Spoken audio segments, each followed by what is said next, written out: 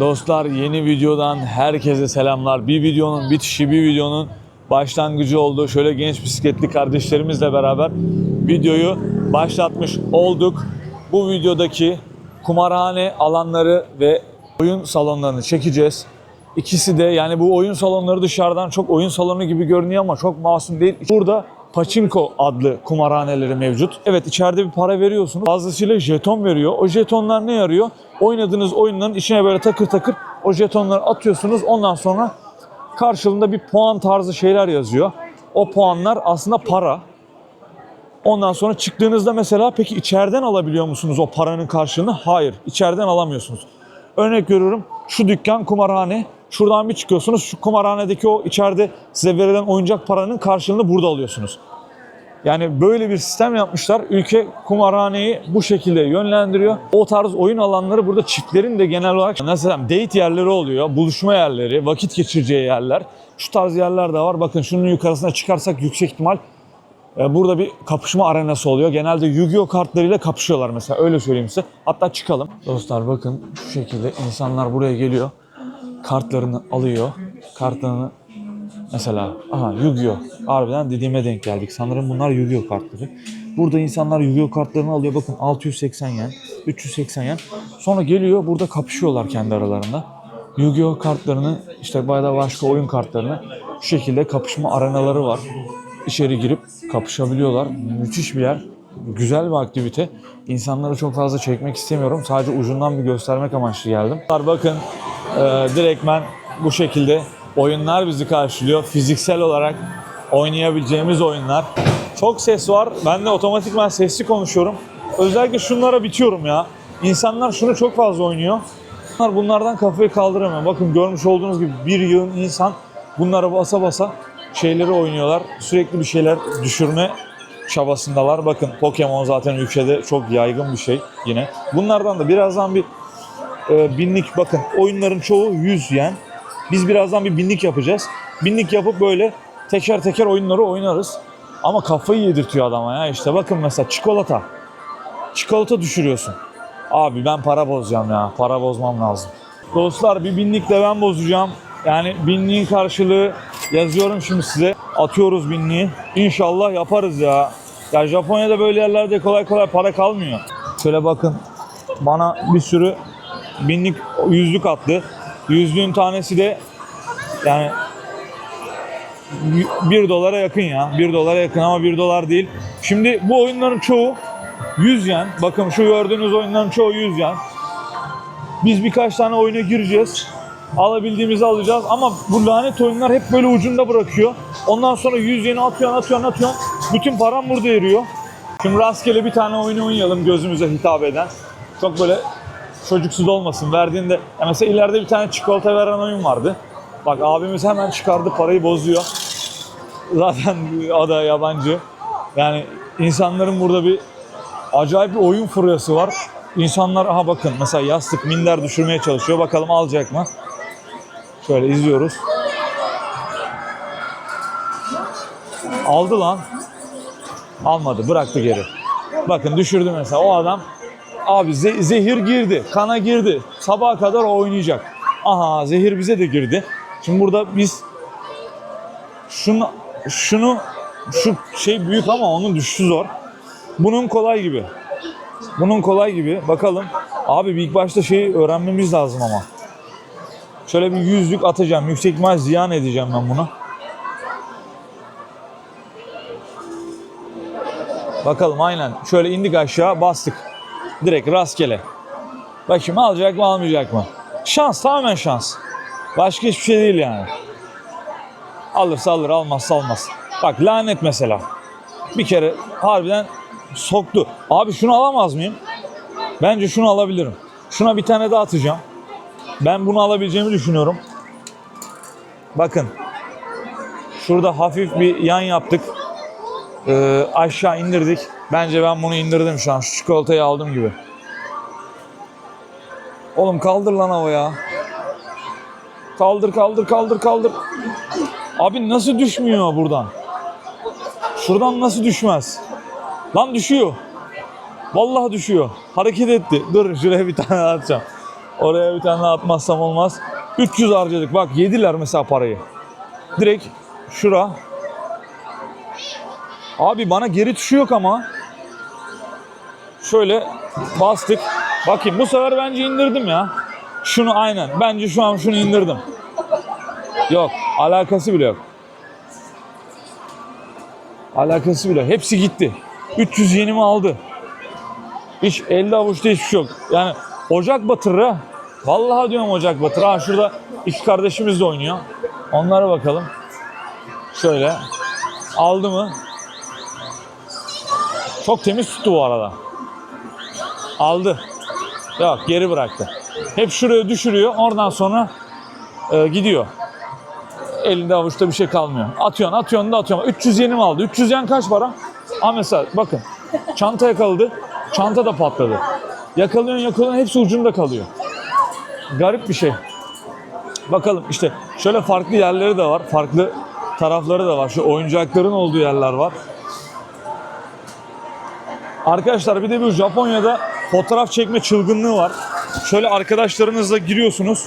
Arkadaşlarınızla girip içeride fotoğraf çekiyorsunuz. İnşallah sesim var ya iyi geliyordur. Bakın bir abimiz şurada sevdiği bir köşe herhalde. Direkt buraya geldiyse zor abi ya. Vallahi zor. Tutmuyor yani.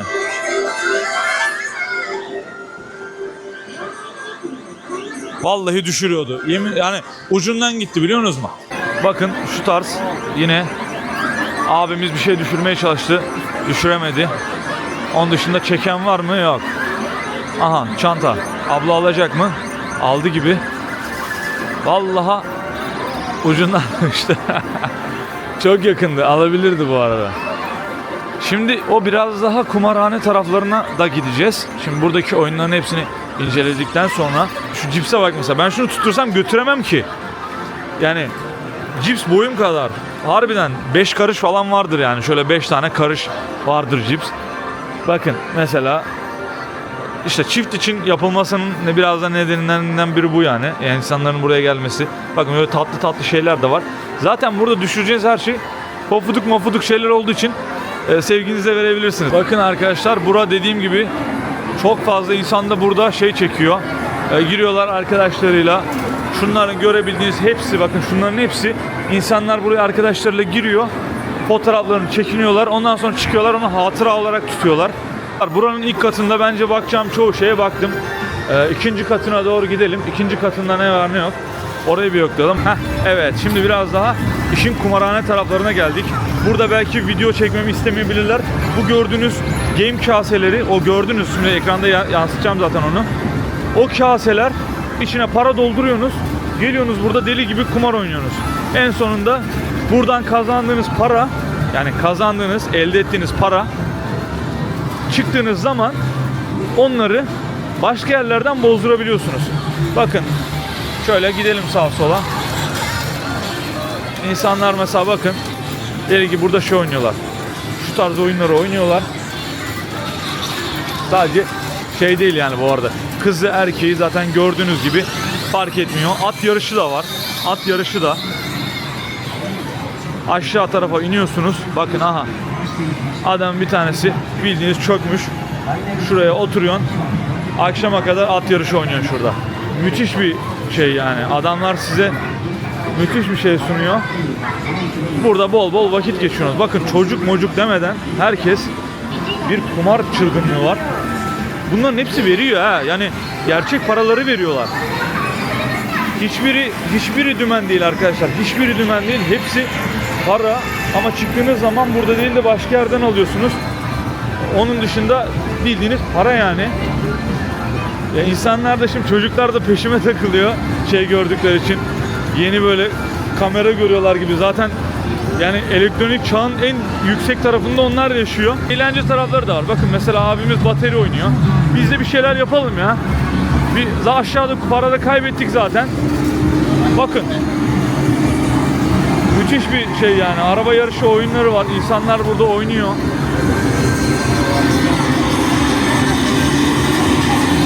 Çok iyi görünüyor. Gerçekten iyi görünüyor. Ama şuraya döndüğünüz anda da bütün o masumluk gidiyor. Şurada da kumar oynuyorsunuz. Bakın zibilyon tane paralar var şurada.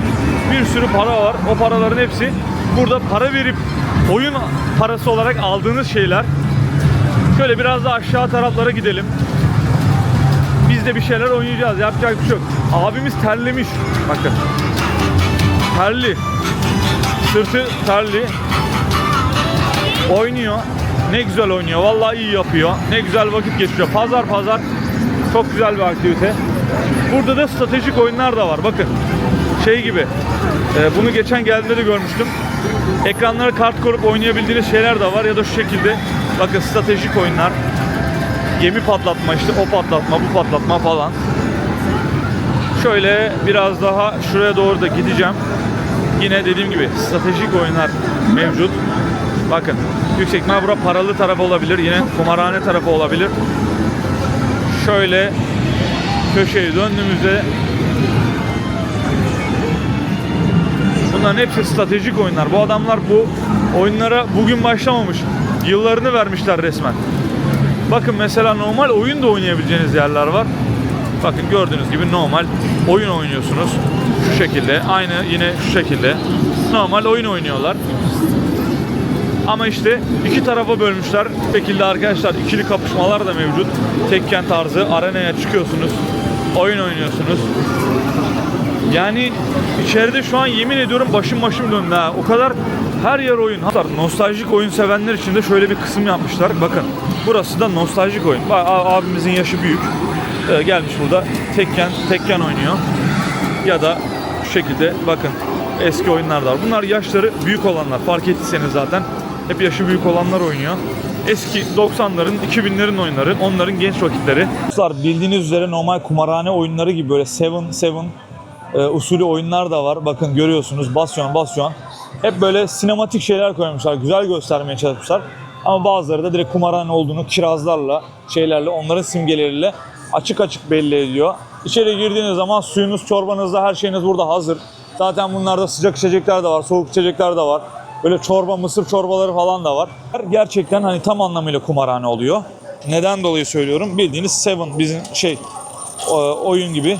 Bakın yanıyor, sönüyor. İçine kredi atıyorsun, böyle betini seçiyorsun. Ondan sonra oturuyorsun patır my bet diye devam ediyorsun. Bakın insanlar burada oynuyor. Abimiz oynuyor mesela. Her seferinde kaç beti gidiyor? 3-5 bet oynuyor. Yani 5 yen, 10 yen. Ama tutturduğun zaman bakın şuralarda yazıyor. Çok yüksek miktarlar alanlar var. Bakın 1'e 198 diyor. 1'e 193 diyor. Bazı simgeleri aldığın zaman gerçekten çok yüksek paralar alabiliyorsun. Oyun söylüyor bunu. Ben söylemiyorum. Daha yüksek veren şeyler de var. Bakın 1'e az önce burada yazıyordu. Sonra gitti. Nerede? Gelir mi? Gelmedi. 1'e 300 veren. Aha mesela şurada yazıyor. 1'e 374 veriyor. 1'e 164, 1'e 200 küsür. Bunlar çok yüksek paralar. Kimse de bir betle oynamıyor. Japonya'da bunu 50-60 yenden aşağı düşüren yok. 50 çarpı 300 yaptığın zaman kaç para ediyor? Zevk alabileceğin oyunlar. Daha yüksek bet basanlar da vardır eminim. Değil dediğim gibi bu şekilde ablalarımız da oynuyor oyunu. Şu şekil mesela bakın. Abilerimiz, ablalarımız döndürüyor. Bakın para verdi. Abimize para verdi. Abi tutturdu bir şeyler. Abi bir şeyler aldı. Abi şu an indiriyor parayı. Hayırlı uğurlu olsun. Birileri kazansın zaten. Hep kayıp mı? Hep kayıp mı? Nereye kadar? Böyle çok genç kardeşlerimiz de bak tutturdu. Çocuk tutturdu bir şeyler. Tutturdu. Şu şekilde girip oynayabiliyorsunuz. Her şey var ya burada. Genç kardeşlerimiz de geliyor bu şekilde. Çok iyi değil ama geliyorlar, oynuyorlar. Dostlar bu şekilde binlerce liralarını harcayan yani yenlerini harcayan insanlar var. Yaş ortalamasına baktığınız zaman çok yüksekler. Çok yaşı başı olan insanlar ama gelip buraya oyun oynuyorlar. Mesela bakın abimiz hala tarzından ödün vermiyor. Saçlarını da boyamış. Mükemmel yakışmış, ben beğendim. Geliyorlar, oynuyorlar, kaybediyorlar. Ondan sonra ne yapıyorlar? Yine atıyorlar, yine oynuyorlar. Yine atıyorlar, yine oynuyorlar. Burası da bu şekilde. Görmüş olduğunuz gibi insanlar izin günlerinin dışında her vakitte geliyorlar. Bakın arkadaşlar ülkede sigara banknot şeyleri de böyle. Otomatları da böyle. Geliyorsunuz, alıyorsunuz buradan. Asgari ücret 10 ile 15 bin arasında günlük. Sigaralarda 500 yen, yani 30'da biri kadar falan bir şey.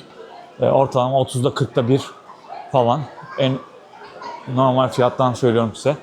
Bu şekilde arkadaşlar, dediğim gibi insanların kumarhane ve oyun bağımlılığı var bu ülkede. Gerçekten var yani, hani şeyde değil. O kumarhaneye geliyorlar, oyun oynuyorlar. Bunları böyle çok normal, böyle sıradanlaştırmışlar. Gördüğünüz gibi içeride çocuğun elinde kase vardı. Çocuk elindeki kaseyle oyun oynuyor.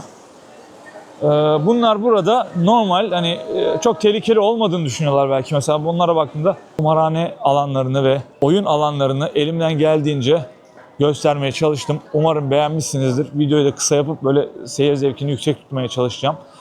Beni izlediğiniz için teşekkür ederim. Kendinize iyi bakın.